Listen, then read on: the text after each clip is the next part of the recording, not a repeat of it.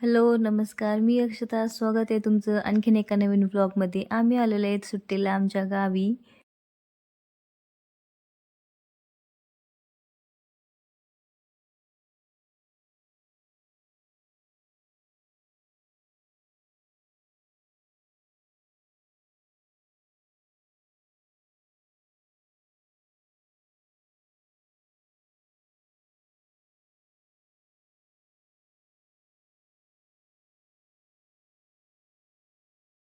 हे बघा, अनु आणि दादू निघालेले आहेत माझ्या मम्मी आणि पप्पाकडं.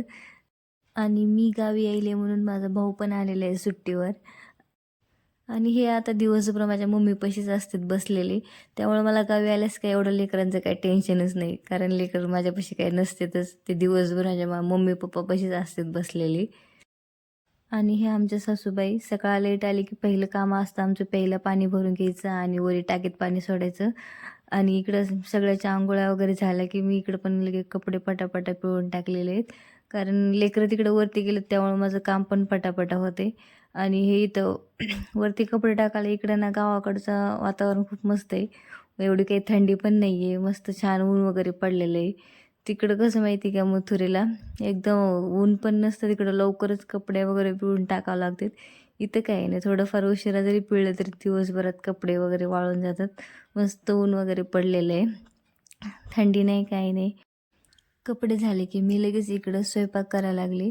सिंपलच स्वयंपाक होता. एकीकडं सोयाबीनची भाजी टाकली होती आणि खाली शिगडीवर मी भात लागला होता आणि इकडं चपात्या बनवायला सुरू होत्या माझ्या.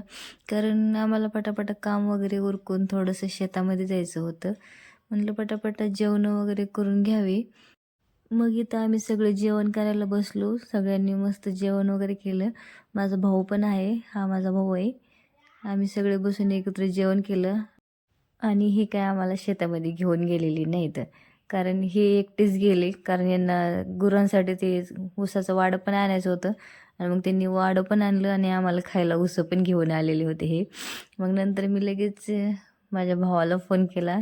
दुपारचा 3चा टाईम होता. आम्ही सगळे बसून एकत्र ऊस वगैरे खायला सुरू होतं. हे इथे ना बघा साईडला ना माझे भांडे घासायचे राहिलेले आहेत, पण मी एक भांडे ठेवले आणि बसले मी ऊस खायला. म्हणलं अगोदर ऊस खाऊन घ्यावा. आम्ही ऊस खाण्यामध्ये एकदम मग्न होतो. आणि गावाकडे आल्यानंतर एकदम ऊस बोरं वगैरे खाण्याची मज्जा काही वेगळीच असते. खूप दिवसांनी शहरातून गावाकडे आल्याच्या नंतर गावाकडील वातावरण एकदम मस्त मोकळं आहे, त्यामुळं खूप छान वाटतंय. आता आमचा ऊस वगैरे खाऊन झालेला आहे आणि आता आमचे हे निघालेले आहेत जनावरांसाठी चारा घेऊन शेताकडे.